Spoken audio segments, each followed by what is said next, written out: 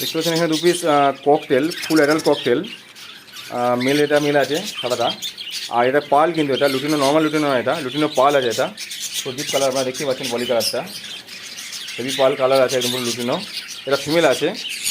তো যদি কারো নিতে ইচ্ছুক হন, যদি যদি পছন্দ হয়, বুঝতে পারছেন ডান দিকেরটা সাদাটা মেল আছে আর এটা ফিমেল আছে। ফুল অ্যাডাল্ট কিন্তু দুটোই।